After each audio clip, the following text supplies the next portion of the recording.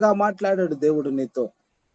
ఎందుకంటే ఇక్కడ ఆయన మాత్రం ఏం రాస్తుంటే దేవుని చిత్తము వలన అంటున్నాడు. ఈరోజు ఆ దైవ చిత్తానికి నీవు అవకాశం ఇవ్వగలుగుతూ ఉన్నావా? ఆ దైవ చిత్తానికి లోబడగలుగుతూ ఉన్నావా?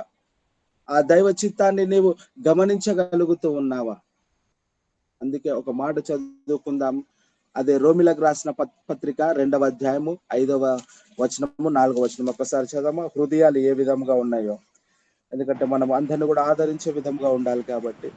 లేదా దేవుని అనుగ్రహము మారుమనసు పొందుటకు నిన్ను ప్రేరేపించుచున్నది ఎరగక, ఆయన అనుగ్రహైశ్వర్యమును సహనమును దీర్ఘశాంతము తృణీకరించదువా? నీ కాఠిన్యమును మార్పు పొందని నీ హృదయమును అనుసరించి ఉగ్రత దినమందు అనగా దేవుని న్యాయమైన తీర్పు బయలుపరచబడి దినమందు నీకు నీవే ఉగ్రతను సమకూర్చుకొనుచున్నావు. ఆమేన్. చూడండి అమ్మా, ఇక్కడ అంటున్నాడు, నీ కఠిన నీ కాఠిన్యమును మార్పు పొందని నీ హృదయమును అనుసరించి. చూడండి, ఇంకా నీ హృదయము మార్చబడలేదు.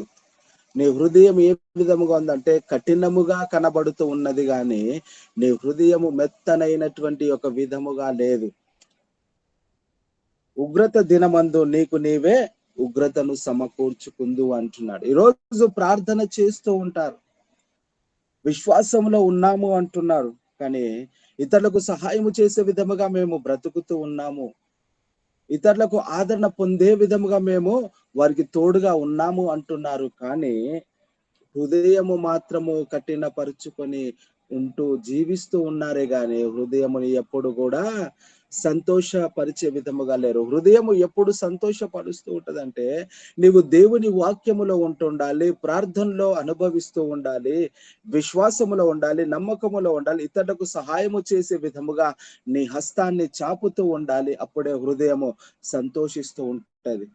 దేవుడు ఎల్లవేళలా చేస్తున్నటువంటి మేలులను పొందుకుంటున్నాం, ఇతరులకు సహాయము చేసే విధముగా మనం ఉండగలుగుతూ ఉంటూ ఉన్నామా? అదే పై వచనం చూసుకుంటే, లేదా దేవుని అనుగ్రహం అంట మారు మనస్సు పొందుటకు నిన్ను ప్రేరేపించుచున్నది, ఎడతెగక ఆయన అనుగ్రహ ఐశ్వర్యమును సహనమును దీర్ఘశాంతమును తృణీకరించేదవా. దేవుని యొక్క అనుగ్రహం అంట మన యొక్క మనస్సును మారుస్తూ ఉంటదంట.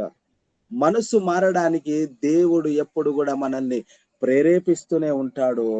ఎడతెగక ఆయన అనుగ్రహ ఐశ్వర్యం అంటే ఆయన ప్రతి క్షణము మనతో మాట్లాడుతూ ఉంటాడంట. ఆ యొక్క ఐశ్వర్యం అనే మాటలను మనతో వినిపిస్తూ ఉంటాడంట. ఎందుకో తెలుసా? నీవు ప్రార్థనలో స్థిరపడాలని, నీవు ఒకరి పట్ల ఒకరు ఆదరణ కలిగి జీవించాలని, ఎటువంటి ఆటంకము లేకుండా దేవుని ఎదుట మోకరించి ఇతరుల గురించి ప్రార్థన చేస్తున్నప్పుడు నీకు దర్శనం ఇచ్చేటటువంటి ఆ దర్శనం ఎటువంటి ఆటంకము లేకుండా దేవుడు నీకు దయచేస్తానంటున్నాడు. అందుకే ఈ రోజు నీ హృదయాన్ని కఠినపరుచుకొనకూడదు, నీ హృదయాన్ని మెత్తగా మార్చుకోవాలి. నీ హృదయమే దేవుని ఆలయమైనది. ఆ ఆలయము దేవుడు ఎల్లప్పుడూ కూడా స్తుతింపబడుతూ ఉండాలి, ఆరాధింపబడుతూ ఉండాలి, ఆయన ఎల్లవేళలా ఘనపరచబడుతూ ఉండాలి. కానీ హృదయాన్ని కఠినపరుచుకుంటే దేవుని యొక్క ఆలయములో ఉన్నటువంటి ఆ దేవుడు ఎంత బాధపడతాడో ఒక్కసారి గమనించాలి. ఎవరైనా మన ఇంటికి చుట్టాలే రావచ్చు, బంధువులు మిత్రులే రావచ్చు, వీళ్ళందరూ వచ్చినప్పుడు వారితో నెమ్మదిగా మాట్లాడుతూ ఉంటే, సంతోషముగా మాట్లాడుతూ ఉంటే వారి హృదయాలు సమాధానముగా ఉంటుంటాయి, వాళ్ళ హృదయాలు సంతోషపడుతూ ఉంటాయి, మన హృదయాలు కూడా సంతోషపడుతూ ఉంటాయి.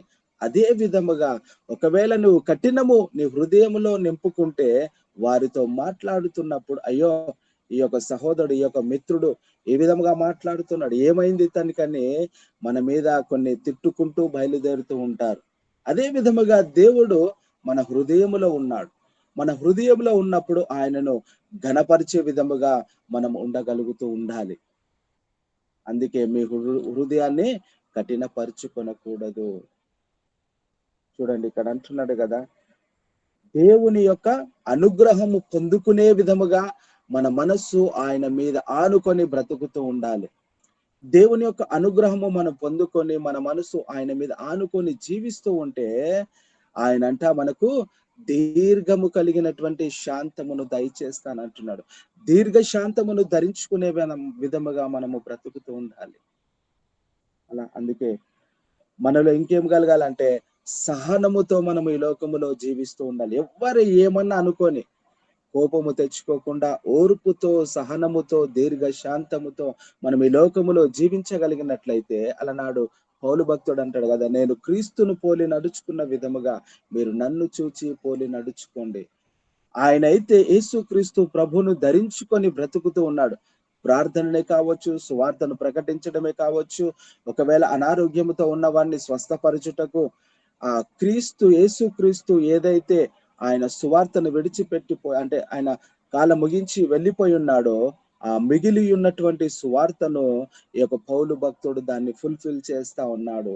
ఈరోజు పౌలు భక్తుడు విడిచిపెట్టేటటువంటి సువార్తను ఈరోజు నీవు నేను దాన్ని కంటిన్యూ చేస్తూ ఉండాలి. ఆ భారము కలిగి నేను ఉండగలుగుతూ ఉండాలి. అనేకులను కూడా ఆదరించిన విధముగా మనము కనబడుతూ ఉంటాం. హల్లెలూయా. చూడండి ఒకసారి అదే రోమిల రాసిన పత్రికలో 3వ అధ్యాయం 18వ వచనంలో, వారికి దేవుని భయము భక్తి లేదంట. ఎవరికంటే కఠినము కలిగినటువంటి హృదయము కలిగిన వారికి దేవుని యందు భయము లేదు, భక్తి లేదు. ఎందుకంటే వారి జీవితాలలో దేవునికి భయపడే పరిస్థితిలో కనబడతలేరు వాళ్ళందరూ కూడా. దేవుని యొక్క వాక్యము వారి దగ్గరికి వస్తుంది. ఆదరణ పొందండి అమ్మా, మీరు స్థిరపడాలి అమ్మా దేనిలో అంటే ప్రార్థనలో, విశ్వాసంలో, నమ్మకంలో స్థిరపడాలి అంటే ఎవ్వరికి కూడా దేవుని యందు భయము భక్తి లేరు. వారికి ఉన్నటువంటి ఆస్తి మీద, వారికి ఉన్నటువంటి ఆలోచన మీద, వారికి ఉన్నటువంటి ధనము మీద, వారికి ఉన్నటువంటి ఈ యొక్క డబ్బు మీదనే ఆలోచన కలిగి వారు బ్రతుకుతూ ఉన్నారు. కానీ దేవుడు నాకు సహాయము చేశాడని ఎవ్వరు కూడా అనుకోవడం లేదు. ఒకసారి రోమిలకు రాసిన పత్రిక 4వ అధ్యాయం 19, 20 వచనం చదవమ్మా.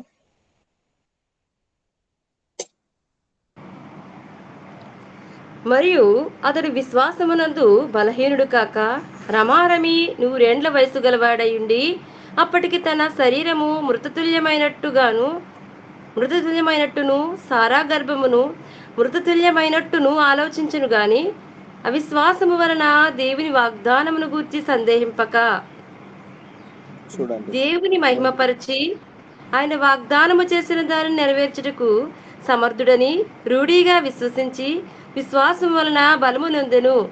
ఆమేన్. ఈరోజు చూడండి, విశ్వాసము ఎక్కడికి నిన్ను తీసుకెళ్తుందంటే బలహీన సమయములో కూడా నిన్ను బలపరచగలిగేటటువంటి ఒక ఆ దేవుని యొక్క వాక్యము మీద నువ్వు విశ్వాసము పెడితే, అబ్రహాము ఆ 100 ఏళ్ల వయసు కలిగినటువంటి వాడైనప్పటికీ కూడా దేవుని యందు విశ్వాసం పెట్టి ఉన్నాడు. ఒకవేళ అవిశ్వాసము పెడితే ఆయన జనములకు తండ్రి కాలేకపోతూ ఉంటాడు. అందుకే ఆయన 100 ఏళ్ల వయసు అయినప్పుడు మృతతుల్యమైనటువంటి ఒక సమయములో కూడా దేవుని యందు విశ్వాసమును పెట్టి ఉన్నాడు.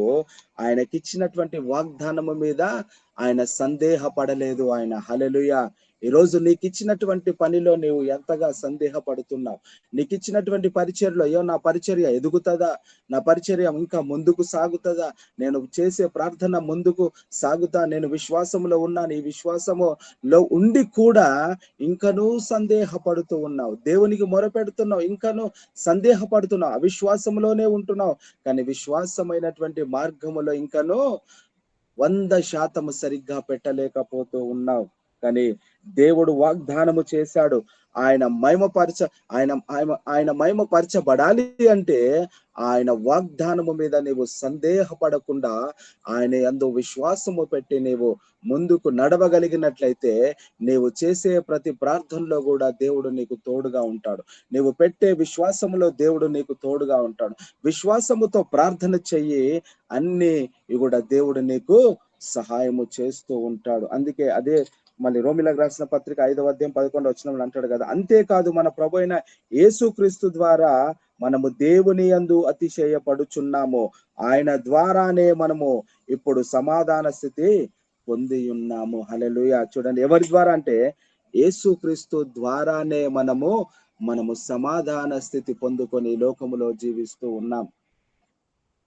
ఇతరులకు అలాంటి సమాధానము లేదు, అలాంటి సంతోషము లేదు. కానీ ఎన్ని ఆటంకాలు, ఎన్ని ఇబ్బందులు, ఎన్ని ఇరుకులు వచ్చినప్పటికీ కూడా, మరి ఎంతగానో మన మార్గాలలో మనము ఎన్నో ఆటంకాలు వచ్చినప్పటికీ కూడా మనకు మాత్రము దేవుడు యేసుక్రీస్తు ప్రభు ద్వారానే మనకు సమాధాన స్థితిని ఆయన కలుగ చేస్తూ ఉన్నాడు, మనము పొందుకొని ఉన్నాం. అందుకో ఈరోజు నీలో ఎంత విశ్వాసం కలిగి జీవిస్తూ ఉన్నాం? ఎంత నమ్మకము పెట్టి జీవిస్తూ ఉన్నాం. ఒకరి దగ్గరికి వెళ్ళాలంటే భయపడుతూ ఉన్నాం ఈ రోజుల్లో. స్థలానికి వెళ్ళాలన్నా కూడా భయపడుతున్నాం. ఎక్కడి నుండి ఏ ఆటంకము కలుగుతదేమో. ఇక్కడ పౌలు భక్తుడు కూడా అదే విధమైనటువంటి పరిస్థితిలో ఉన్నాడు. అందుకే ఆ యొక్క మొదటి అధ్యాయంలో మరి రాయబడుతుంటది, ఆటంకము లేకుండా, ఇప్పుడు ఎలాగైనాను ఆటంకము లేకుండా మీ దగ్గరికి రావడానికి ఎడతెగక ప్రార్థన చేస్తూ ఉన్నాడు ఆయన. ఈరోజు ఈ సమస్యలు పోవడానికి మనము కూడా ప్రార్థనలో గడుపుతూ ఉండాలి. ఇప్పుడున్నటువంటి విపత్తులే కావచ్చు, ఎంతగానో మరి సేవకులను ఇబ్బంది పెడుతున్నారు, విశ్వాసులను ఇబ్బంది పెడుతూ ఉన్నారు. ఇవన్నీ కూడా ఆటంకాలు లేకుండా సువార్త ప్రకటించడానికి దేవునిని నమ్మనటువంటి ప్రజల దగ్గరికి వెళ్ళాలి అంటే నువ్వు ఎడతెగగా ప్రార్థన చేస్తూ ఉండాలి. వారికి ఆదరణ కలిగించాలంటే మొదటిగా నీలో కలగాల్సిందే విశ్వాసము కలగాలి, నమ్మకము కలగాలి. ఈ ఆటంకాలు తొలగిపోతాయి మా దగ్గర నుండి అని చెప్పేసి. కానీ మన హృదయాన్నే కఠినపరుచుకొని ఈ లోకములో నాకు నేనే అని జీవిస్తూ ఉంటే మనం ఈ లోకంలో సువార్తను ప్రకటించలేము, క్రీస్తు రాజ్యమును ఇంకా తీసుకొనే రాలేము. అది ఆలస్యంగానే కనబడుతుంటది. కానీ ప్రభు కృప ఏమిటంటే ఈ రోజు నీ మనస్సును మార్చి ప్రార్థన చేస్తూ ఎవరినంటే అన్యులను నువ్వు వారిని కూడా విశ్వాసములో, రక్షణలో స్థిరపరుస్తూ ఉంటే దేవుడు ఎంతగానో ఆనందిస్తూ ఉంటాడు. మన హృదయంలో దేవుని ఆలయం ఉన్నది. దేవుడే మనకు దూతలను కాపుదలగా పెడుతూ ఉన్నాడు. భయపడకుండా ఎడతెగక ప్రార్థన చేస్తూ ముందుకు వెళుతూ ఉంటే మనకు సమాధాన స్థితిని దయచేస్తూ ఉంటాడు. ఆయన ఇచ్చిన వాగ్దానము మనలో నెరవేరుస్తూ ఉంటాడు. మనలో విశ్వాసము సంపూర్ణముగా కనబడుతూ ఉంటది. హల్లెలూయా. అందుకే ఈరోజు బాధ వచ్చినా, కష్టం వచ్చినా కేవలము ఆయన హస్తముల వైపు చూస్తూ ఉండాలి, ఆయన కనుల వైపు చూస్తూ ఉండాలి. ఏ హస్తములైతే మనల్ని దీవించాయో, ఆశీర్వదించాయో, ఏ హస్తముల చేత అయితే మన పాపములు కడిగి ఉన్నాడో, దోషములను కడిగి ఉన్నాడో, మరి అదే హస్తముల చేత దేవుడు తన యొక్క కృప కలిగిన హస్తముల చేత ఈ రోజు అక్కడి నుండి మనకు సహాయము కలుగుతూ ఉన్నది. అందుకే దేవుని యొక్క హస్తపు నీడలో మనము బ్రతకడానికి ప్రయత్నము చేస్తూ ఉండాలి, ప్రయాసపడుతూ ఉండాలి. దేవుని యొక్క రెక్కల నీడలోనే మనము బ్రతుకుతూ ఉండాలి. అప్పుడే సురక్షితమును, క్షేమమును దేవుడు దయచేస్తానంటున్నాడు. దేవుడి కొద్ది మాటలు దీవించునుగాక. మరి ఇచ్చిన ఈ యొక్క అవకాశాన్ని బట్టి మీకు అందరూ కూడా వందనాలు చెల్లిస్తూ ఉన్నాను. Praise the lord. హల్లెలూయా.